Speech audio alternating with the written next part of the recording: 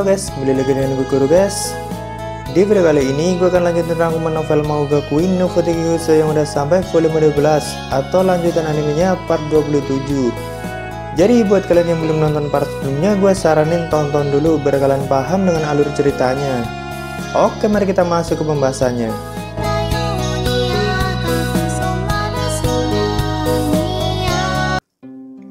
Di cerita sebelumnya, ternyata ada orang yang menjebak Anos agar dirinya semakin dicurigai oleh aliansi Bablu Hitara, dan secara mengejutkan Dominic sudah mati saat Anos sampai ke ruangannya. Pertarungan hierarki juga sudah selesai dan dimenangkan oleh Mahoga Queen, dan semua anggota Mahoga Queen sedang memulihkan diri karena kehabisan energi sihirnya. Para kepala dunia yang tergabung dalam Akademi 6 Suci atau peringkat 6 juga sedang menuju ke Evisenio. Saat itu Anos sedikit keluar dari genangan air dan Parrington segera menemuinya. Di sini Anos seolah bertanya pada Parrington, apakah rantai yang mengikat tiga singa Artenon sudah lepas karena Dominic sudah mati. Parrington menjawab kalau kerah yang mengikat mereka memang mulai menghilang. Ryu kan sebelumnya menjelaskan kalau Dominic menerapkan rantai pada mereka, dan hanya orang-orang yang terhubung dengan bencana kehausan yang bisa melihatnya, kata Ryu. Termasuk Parrington karena dia adalah keturunan Artenon atau kakak Luna katanya, dan Anos bahkan tidak melihat ada rantai kerah di leher mereka. Ryu sih bilangnya Anos memang tidak bisa melihatnya, tapi Anos tidak berpikir seperti itu. Anos malah melihat kalau rantai yang mengikat mereka langsung ke akar singa Artenon, dan itu tidak terhubung ke Dominic setelah Anos melihat kedalaman Dominic. Dan Parrington juga berbohong karena dirinya bilang kalau rantainya mengikat seperti kerah anjing di leher singa Artenon, jadi yang mendilakan tiga singa Artenon bukanlah Dominic. Dan saat Anos menyamar menjadi dua raja di Laut Pohon, Quastria juga menceritakan kalau seseorang sudah menjerat hidupnya melalui akarnya bukan lehernya. Di sini Anos bertanya kenapa Parrington bisa berbohong dan kenapa bohongnya bisa sama dengan penjelasan Ryu. Lalu Anos bertanya banyak pada Parrington, kenapa bencana kehausan dalam rahim Luna bisa kebetulan bangkit saat Parrington datang, dan kenapa saat Parrington memberikan ingatannya kondisi Luna malah tambah memburuk. Di sini Parrington berusaha memberikan alasan yang tepat pada Anos, sekaligus meyakinkan Anos kalau dia bukan musuhnya. Tapi Anos mengajaknya membuat kontrak Zack, dengan begitu penjelasan Parrington akan ketahuan jika berbohong. Namun Parrington malah menjauh dari Anos sambil menembakkan api bencana seperti sihir milik singa Artenon. Lalu benang takdir mulai keluar dari tubuh Parrington dan langsung mengikat tubuh Luna. Tapi saat Parrington akan membawa Luna pergi, ternyata itu cuma tubuh es yang Misa Necron bentuk, sedangkan Luna dan Gustav sudah ada di belakang Misa Necron. Di sini sifat Parrington yang sebenarnya mulai terlihat, dan benang takdirnya juga mulai terlihat yang terhubung dengan tubuh Dominic dan tiga singa Artenon. Jadi sejak awal yang mengekang tiga singa Artenon adalah Parrington, begitu juga dengan Dominic. Dan akar Parrington lah yang mengendalikan atau terhubung dengan burung Poinik yang saat ini masih ditempatkan di jurang bencana. Sejak awal dialah yang mengendalikan atau merencanakan semuanya. Kenapa Parrington melakukan itu semua? Tujuannya hanya satu guys, yaitu ingin bersama Luna selamanya, dan juga dirinya ingin Luna mencintai kakaknya atau Parrington. Apalagi sekarang dirinya tahu kalau Luna menikah dengan Gustav, tambah murka Parrington. Makanya sampai menjebak Anos karena dia tidak ingin Luna diambil oleh siapapun. Niatnya Parrington ingin menjauhkan Anos dan Gustav dari Luna, lalu Parrington akan membawa Luna pergi entah kemanapun. Nah, jika Luna sudah berhasil dia bawa pergi, Parrington berniat menggunakan benang takdirnya untuk merubah ingatan Luna sekaligus perasaan Luna agar Luna mencintai Parrington. Dan demi rencana itu dirinya rela melakukan apapun, bahkan melenyapkan dunia mimpi sekalipun agar Anos dijadikan pelakunya. Tapi saat di pengadilan malah 3 dari kepala dunia memihak Anos, jadi dirinya pura-pura memihak Anos karena sudah ada 3 suara yang memihak Anos, dan di pengadilan sebelumnya cuma ada 5 suara. Parrington ingin memiliki Luna itu udah dari kecil guys, gara-gara saat waktu Luna kecil sering mengucapkan ingin menikah dengan Parrington kalau sudah dewasa. Jelas saat itu Luna belum mengerti hal-hal seperti itu. Tapi bagi Parrington kata-kata itu sangat berarti dan dia akan mewujudkannya dengan cara apapun. Bahkan saat mereka remaja, Parrington sering menanyakannya pada Luna, tapi Luna selalu menjawab kalau kakak adik tidak boleh menikah. Karena kata-kata itu juga akhirnya Parrington membuat kesepakatan dengan dewa utama humanoid yang mempunyai kendali takdir, agar takdir Parrington bukan kakak Luna Artenon. Dari dulu Parrington juga selalu menanggapi pemikiran Luna tentang mimpinya ingin memiliki seorang suami dan anak, agar Luna melahirkan Poinik, dan dengan kejadian itu otomatis Luna akan melarikan diri dari Evisenio ditemani oleh Parrington, dan Parrington berniat terus menjaganya. Yang membunuh kakak Luna dan mempengaruhi Dominic juga Parrington, dan juga orang tua mereka sendiri juga Parrington yang sudah membunuhnya. Kekuatan bucin emang mengerikan guys. Harusnya musuhnya Parrington tuh Ray dan Misa yang sama-sama raja bucin, tapi ini bucinnya parah banget sih. Jadi penjelasan Ryu sebelumnya itu hampir semuanya adalah kebohongan karena tiga singa Artenon tidak bisa melawan perintah Paddington. Dan tiga singa Artenon tidak ada niatan untuk membunuh Luna walaupun Anos memang dari awal tidak mempercayai penjelasan Ryu. Tapi menurut Mimin sih Anos memang awalnya percaya sama Paddington, soalnya Paddington memang sungguh-sungguh menyayangi Luna. Ya udah biasalah, Anos didekati lalu dikhianati. Karena jika alurnya langsung digelutin sama Anos jelas mati konyol. Tapi sebenarnya Paddington sangat kuat karena Dominic dan tiga singa Artenon di bawah kendalinya dan bahkan sebelumnya melenyapkan dunia mimpi yang berada di peringkat 6 besar. Karena sumber kekuatan Paddington juga bencana kehausan dan dia orang yang bisa melihat dasar jurang bencana guys. Tapi harusnya kan Paddington melarikan diri bersama Luna, tapi kenapa kok jadi terpisah? Oke, kita simak dulu ceritanya guys. Di sini Paddington yang sudah terungkap rencananya terus meyakinkan Luna kalau bucinya melebihi apapun dan meyakinkan Luna kalau bersama Paddington akan bahagia daripada bersama Gustav. Apalagi Gustav hanyalah orang lemah yang baru sebentar bersama Luna dan tidak mungkin bisa melindungi Luna menurut Paddington tapi. Jadi Paddington berpikir kalau level kebucinan Gustav tidak ada apa-apanya dibanding dengan dirinya. Tentu saja saat itu Gustav terlihat kasihan karena merasa lemah, tapi Gustav percaya diri dengan cintanya pada Luna. Gustav yang saat ini sudah kehilangan ingatannya lagi sebagai Celis karena dulu nge-spam kekuatannya yang baru saja bangkit. Misa Necron yang mendengar ejekan Paddington jelas tidak terima dan membela Gustav. Misa Necron juga sudah membawa masa lalu Celis dan Luna selama di bumi, dan Misa membungkusnya di dalam bintang aerialnya. Lalu Misa pun membukanya agar mereka semua melihatnya. Kita lanjut ingatan Luna sebelumnya guys.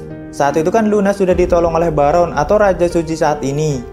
Dan Luna meminta Baron untuk memutus takdirnya dengan bencana kehausan. Tapi saat itu Paddington tidak menyetujuinya dan malah menyerang Baron. Lalu Luna memilih untuk meninggalkan Paddington dan melarikan diri bersama Baron. Karena Paddington saat itu cukup menggila di saat Luna hampir putus asa.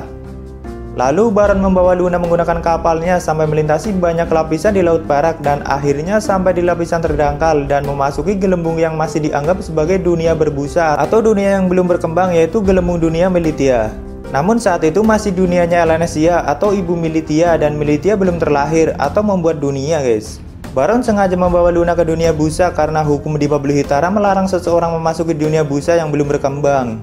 Otomatis dengan adanya peraturan itu Luna akan lebih aman jika tinggal di dunia busa. Perbedaan waktunya dengan timeline saat ini adalah 18.000 tahun yang lalu menggunakan waktu di Laut Perak. Tapi jika kita menghitungnya dari dunia Militia yang dulu lebih dari 700 juta tahun. Karena ada perbedaan waktu yang sangat signifikan antara gelembung busa dan gelembung yang sudah berkembang guys. Misal gini guys, 1 jam di luar gelembung busa bisa 1 tahun di dalam gelembung busa. Karena gelembung busa adalah dunia yang belum berkembang atau masih terdistorsi dari dunia luar. Tapi kalau sekarang gelembung dunia Militia kan sudah berkembang atau bisa disebut sebagai dunia kecil setelah Misa mereinkarnasinya.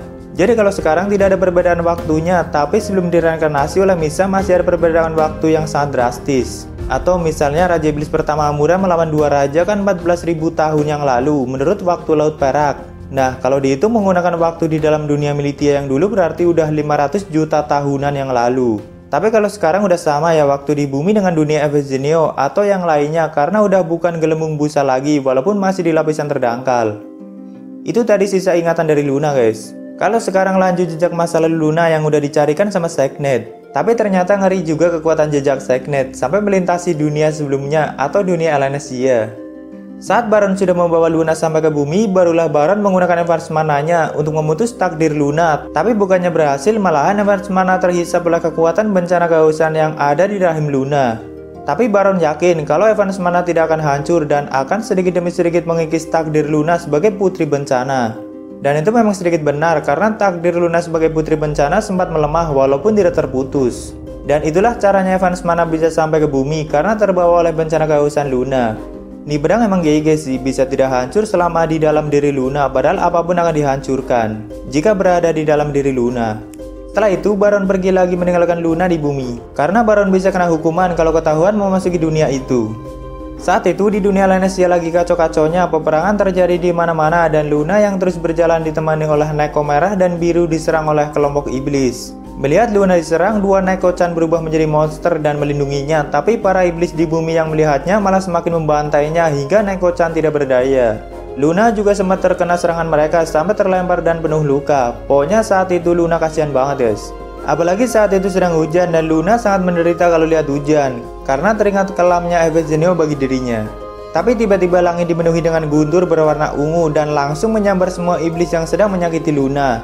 Dan orang itu langsung menyembuhkan Luna. Bagi Luna itu adalah pertama kalinya dirinya melihat ada keindahan di tengah hujan, yaitu petir ungu. Dan orang yang mempunyai petir ungu itu adalah Chalice Voldigoth dan sering dijuluki sebagai Raja Kehancuran karena darah Voldigoth-nya. Dia juga dikenal sebagai Voldigoth terakhir karena pada zaman itu tidak ada lagi perempuan yang mampu melahirkan darah Voldigoth. Bersama kesatria hantunya, Chalice mendekati Luna dan menanyakan keadaannya. Dan Luna menceritakan sedikit keadaannya pada Chalice sekaligus berterima kasih. Saat itu hujan tiba-tiba berhenti dan langit berubah menjadi malam karena Dewa Pencipta Elanesia turun menemui mereka. Elanesia juga memanggil Chalice sebagai Voldigoth terakhir. Elanesia turun karena melihat Luna dan Neko-chan dan menyadari kalau mereka bukan makhluk ciptaannya. Di saat itu Neko-chan juga mati dan Elanesia menerima jiwanya. Lalu tanpa memperdulikan Luna, Elanesia membicarakan tentang salah satu sihir yang sedang dikembangkan oleh Chalice. Namun Chalice meminta bantuan Elanesia agar sihir itu sempurna. Sihir yang dikembangkan Chalice adalah silika atau reinkarnasi dan dialah orang pertama yang menciptakan sihir itu hingga saat ini selalu digunakan di dunia Militia. Elanesia juga menanyakan pada Chalice apakah dirinya tidak lelah terus menjaga keseimbangan dunia dan malah ingin bereinkarnasi ke dunia selanjutnya dan melakukan hal yang sama. Chalice menjawab kalau dirinya harus terus menjadi hantu sampai masa kedamaian bisa terwujud. Apalagi hanya tinggal dirinya dari keturunan Voldigoth yang tersisa. Dan hanya Chalice yang mempunyai kekuatan untuk melampaui semua ras, dewa, manusia, iblis, dan roh. Tapi walaupun begitu, di masa itu semua ras terus melakukan pertempuran hingga akhirnya membuat dunia condong pada kehancuran. Saat itu akar Chalice juga menjadi ketidaktepatan dunia dan bisa menyugir-balikan tatanan dewa guys. Seperti akar Thanos karena darah Voldigoth-nya.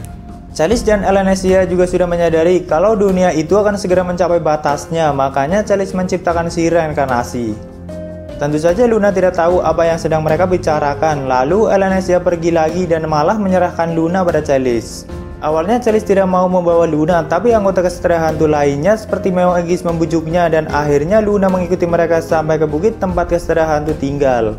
Di sana Luna akhirnya menjadi tukang masak untuk kesatria hantu walaupun Chalice tidak pernah mengajaknya bicara, tapi anggota kesatria hantu sangat menghargai Luna dan memanggilnya sebagai putri. Karena Luna sangat baik dan selalu menyiapkan sarapan untuk mereka. Setiap pagi kesatria hantu meninggalkan markasnya dan pulang malam, seperti itu setiap hari. Karena mereka terus menghentikan kekacauan yang terjadi di belahan bumi manapun. Tapi cara yang digunakan Chalice terbilang lebih sadis daripada Thanos. Chalice tidak segan melenyapkan raja atau dewa yang memberikan kesengsaraan pada rakyatnya. Waktu terus berjalan dan tidak terasa Luna sudah menghabiskan berbulan-bulan bersama kesatria hantu. Tapi Luna belum tahu siapa nama Chalice. Apalagi berbicara dengannya karena jika Chalice kembali, Chalice akan menyendiri di goa sambil mengembangkan sihir reinkarnasinya. Entah sudah berapa lama Chalice mengembangkan sihir itu agar sempurna. Bahkan semenjak Luna menyiapkan sarapan, Chalice belum pernah memakannya. Tapi Luna tidak menyerah dan terus menyiapkan sarapan untuknya. Chalice memang seperti itu guys. Dia sangat tegas pada dirinya sendiri dan menganggap kalau hantu tidak boleh berhubungan dengan siapapun, apalagi memiliki perasaan khusus. Mengingat kesatria hantu bisa menjadi musuh bagi semua ras dan mungkin Chalice tidak ingin ada orang lain ikut terluka karena berhubungan dengannya. Chalice hanya mau berhubungan dengan anggota kesatria hantu lainnya. Pada hari itu bahan makanan Luna habis dan Luna bilang pada Meong Aegis akan pergi ke hutan untuk mencari jamur. Aegis juga memperingatkan Luna untuk tidak keluar wilayah mereka karena mata Chalice tidak menjangkaunya dan kalau ada apa-apa kesatria hantu tidak bisa menolongnya. Fisik Luna di dunia dalam memang terbilang lemah, tapi di dunia dangkal Luna bisa bergerak dengan sangat cepat karena perbedaan embun apinya memang jauh. Dengan sangat cepat Luna pergi ke pegunungan yang lumayan jauh dari markas kesatria hantu. Luna berpikir kalau bergerak cepat pasti tidak apa-apa, tapi ternyata Chalice datang mencarinya dan memarahinya karena Luna sudah berada di luar jangkauan mata Chalice. Walaupun dimarahi, tapi Luna sangat senang karena ternyata Chalice memperhatikannya. Awalnya Luna berpikir kalau keberadaannya tidak dianggap oleh Chalice, apalagi diperhatikan.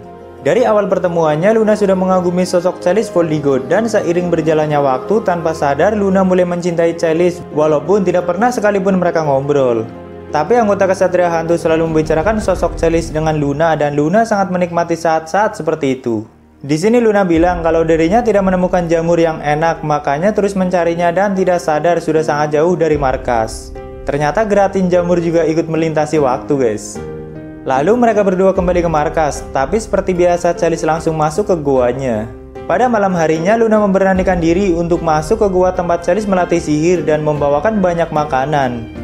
Kayaknya pada saat itu Luna sampai menawarkan 5 jenis makanan dan Celis terus menolaknya. Hingga akhirnya Luna memegang roti dan menyumpalkannya pada mulut Celis agar sekali-kali Celis merasakan makanan Luna. Akhirnya maksa juga dia guys, karena terus ditolak. Dan akhirnya keluar kata-kata enak dari mulut Celis dan memakan semua makanan yang Luna bawa. Lama-kelamaan mereka mulai mengobrol dan Celis bisa melihat kedalaman rahim Luna yang terhubung dengan bencana kehausan. Celis juga menyadari kalau ada pedang dewa di dalamnya yang bukan dari dunia itu. Lalu Luna menceritakan semuanya pada Celis, tapi Celis sama sekali tidak terkejut. Dan malah menyuruh Luna untuk tidak menceritakannya pada orang lain tentang dunia luar karena Luna bisa dianggap gila malahan. Soalnya bagi dunia yang belum berkembang, penduduknya tidak akan bisa keluar dari gelembung bahkan para dewanya sekalipun. Dan tidak akan ada yang mempercayai kalau ada banyak dunia di luar sana. Tapi anehnya Celis tidak terkejut sama sekali dan malah tahu tentang Laut Perak. Apakah Celis juga bukan dari dunia itu? Entahlah. Belum dijelasin mengenai darah Voldigoth guys. Yang pasti saat itu Celis adalah Voldigoth terakhir.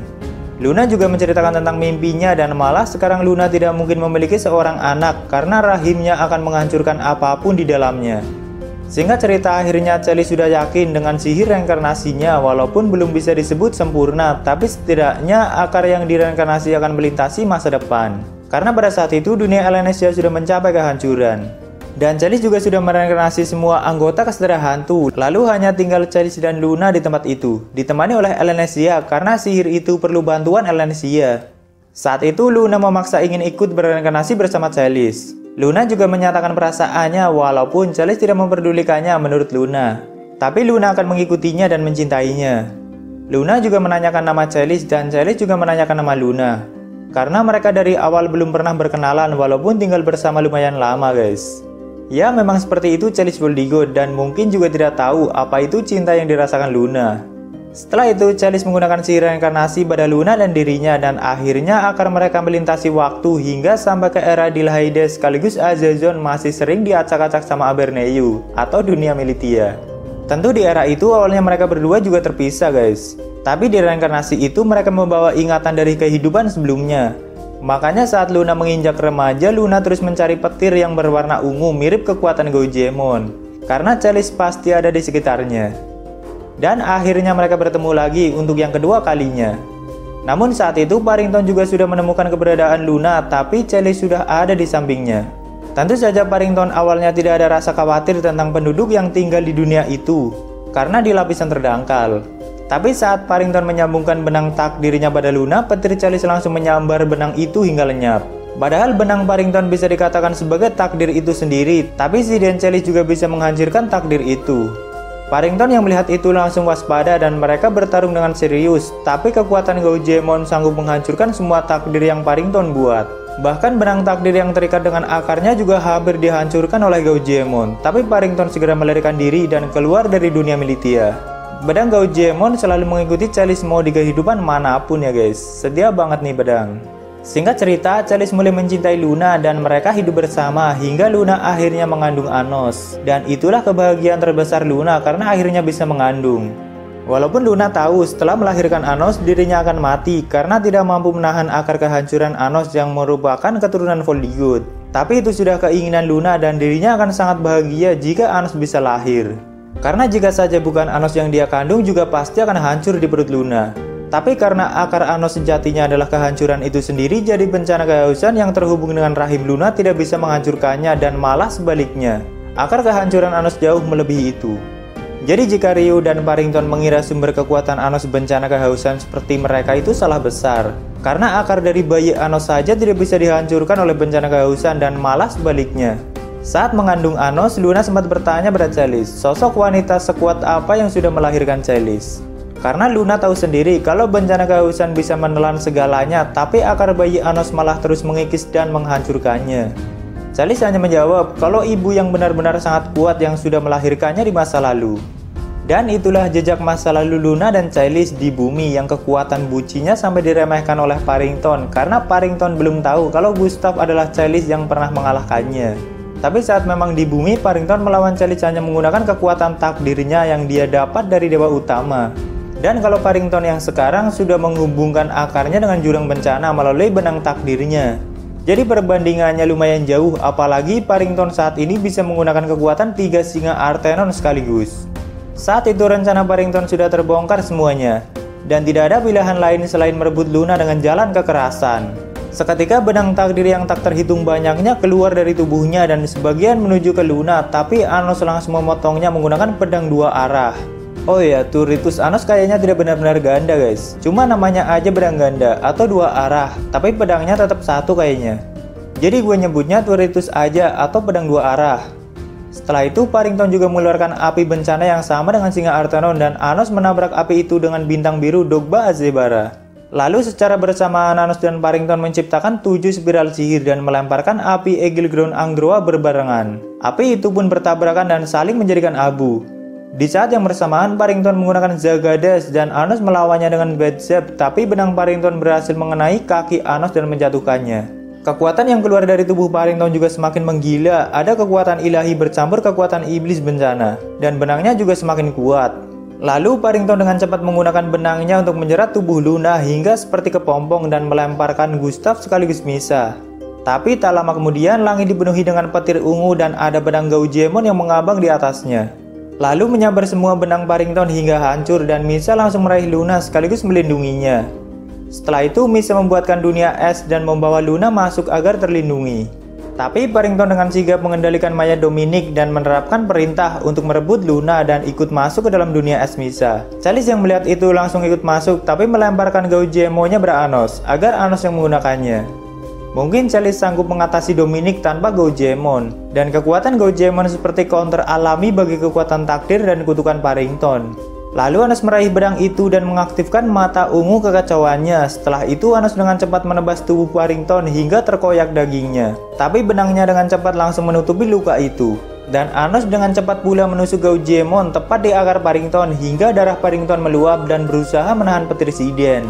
Darah Paddington juga mirip dengan darah Anos, dan setelah akarnya terlihat, partikel hitam meluap dari tubuhnya sekaligus mendorong Anos sampai membentur penghalang tempat Isaac tidur. Tapi kelihatannya penghalang di kastil Isaac cukup kuat, jadi dia masih nyenyak tidur. Sebenarnya Paddington yang sekuat itu juga cukup khawatir loh guys, jika Isaac sampai terbangun. Beberapa kali Paddington melirik menara es Isaac tidur dengan wajah yang cukup cemas. Saat itu tubuh Paddington diselimuti partikel hitam yang cukup mengerikan, terutama di bagian akar mata, tangan kanan, dan kedua kakinya. Jadi ternyata kecacatan yang diceritakan Ryu malah sebaliknya. Sebenarnya mata Quastria, lalu lengan kanan Bobonga, dan kedua kaki Ryu adalah bagian tubuh Poinik yang sekarang sedang digunakan oleh Paddington. Dan bagian tubuh lain yang tidak ada itulah kecacatan Poinik. Dan kenapa Anos disebut sebagai singa Artenon yang mendekati sempurna? Karena bagian tubuh Anos lengkap, tidak seperti Poinik. Setelah itu Paddington menumbuhkan cakar merah dari tangan kanannya dan mengayunkannya pada Anos. Lalu Anos menangkisnya menggunakan Gaugemon. Tapi secara bersamaan kaki Anos dijahit menggunakan benang Paddington. Begitu juga dengan tangan dan semua tubuhnya. Lalu Paddington mengeluarkan api Egil Ground Angdroa dan melemparkannya tepat di depan Anos. Anos yang tidak bisa bergerak menggunakan mata ungunya dan menangkap api itu dengan gigitannya dan sedikit memutar lehernya untuk melemparkan kembali api itu pada Paddington. Lalu Paddington menggunakan mata Poinik untuk mengkopi sihir Ryan Anos dan menangkap api itu. Kelebihan mata Poinik bisa mengkopi sihir tapi tidak 100% guys. Dan kedua kaki Poinik yang saat ini digunakan Paddington lah yang secara langsung terhubung dengan jurang bencana, atau kedua kaki milik Ryu. Setelah itu Paddington mendekati Anos yang masih terjerat tubuhnya dan menyambungkan benangnya pada tubuh Anos, lalu menghubungkan tubuh Anos dengan jurang bencana secara langsung, agar semua rasa haus yang ada di jurang bencana berkumpul di tubuh Anos, dan Anos akan menggila menurutnya. Jadi Paddington berniat menjadikan Anos sebagai singa penghancur Artenon yang sempurna, agar merasakan rasa haus akan kehancuran dunia. Dan dia berpikir Anos akan menggila dan menghancurkan apapun. Karena Paddington sudah mulai gila dan putus asa karena tidak bisa memiliki Luna. Jadi mending hancurin aja semuanya. Tapi ternyata Anos jauh melebihi itu dan sama sekali tidak terpengaruh oleh bencana kehausan. Walaupun sempat Anos merasakan bencana kehausan, tapi itu cuma sampai lehernya dan Anos bisa menyingkirkannya. Tanpa Paddington sadari, siden dengan skala besar sudah terkumpul di langit dan langsung menyambarnya dengan sangat kuat, hingga tubuhnya terkoyak petir itu. Dan di waktu yang bersamaan Anos menusuk dada Paddington dengan Gaugemon lalu menebas tangan kanannya dengan Turritus hingga putus. Saat itu Paddington yang penuh luka menatap Anos dengan heran dan menanyakan siapa kau sebenarnya. Tentu saja Anos konyol nih orang. Mungkin dia tidak pernah mengira kalau bencana kehausan yang seharusnya menguasai para singa Artenon malah tidak bisa memasuki tubuh Anos. Padahal Anos juga anak Luna Artenon yang harusnya singa Artenon juga. Jadi para singa Artenon dan semua orang yang terhubung dengan jurang bencana itu tidak bisa lepas dari rasa hausnya guys. Mereka tidak sanggup melawannya karena itu seperti sumber kekuatan mereka. Dan harusnya Anos juga seperti itu. Tapi nyatanya rasa haus tidak bisa memasuki tubuh Anos, mungkin karena akar kehancurannya jauh lebih mengerikan dari jurang bencana. Jangankan rasa haus, ketiadaan akar geraham aja yang seharusnya tidak ada bisa dihancurkan oleh akar Anos. Walaupun masih terus dihancurkan sampai sekarang di dalam akar Anos. Jadi jika bencana kehausan mau menguasai tubuh Anos harus melewati ketiadaan geraham dulu, baru ke akar kehancuran Anos. Setelah itu Anos mendekati Paddington yang masih tertusuk Gaugemon dan menggunakan tangan kanannya untuk meremas akar Paddington sekaligus meraih benang takdirnya yang terhubung dengan Phoenix. Phoenix itu ada di dasar bencana kehausan, namun dia terhubung dengan akar Paddington dan rahim Luna. Dan Anos berniat menariknya dari dasar bencana kehausan melalui akar Paddington. Seketika Anos meluapkan kekuatan di tubuhnya dan langsung menarik paksa Phoenix lewat akar Paddington. Wujud burung besar yang mengerikan mulai terbentuk di atas mereka. Lalu di saat yang bersamaan Anos mengeluarkan semua kekuatan Gaugemon yang masih tertancap di dada Paddington. Dan kekuatan itu mengoyak burung Phoenix sekaligus semua organ dalamnya bersama Paddington.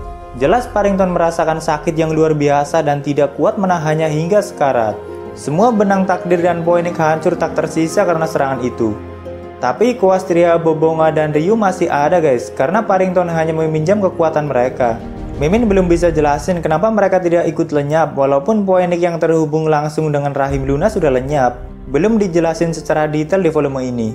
Saat itu Paddington benar-benar sudah sekarat dan tinggal menunggu kematian. Misa, Celis, dan Luna juga sudah keluar dari dunia es dengan membawa mayat Dominic. Di sini Luna sempat mendapat ingatannya sepenuhnya dan menceramahi Paddington. Tapi Luna tetap menganggapnya sebagai saudara. Tapi bejat dia guys. Setelah itu akar Paddington mulai lenyap dan Misa langsung melapisi tubuh bonekanya agar tidak hancur. Soalnya nanti buat bukti kalau Paddington yang telah menjebak Anos dan melenyapkan dunia mimpi. Di dalam tubuh boneka itu juga ada satu benang merah yang menjadi inti dari takdir itu sendiri atau milik dewa utama dunia humanoid. Tak lama kemudian ada seseorang yang menemui Anos dan meminta inti benang takdir itu untuk dikembalikan ke dewa utama. Dia adalah wakil kepala dunia humanoid yang akan menggantikan Paddington saat ini.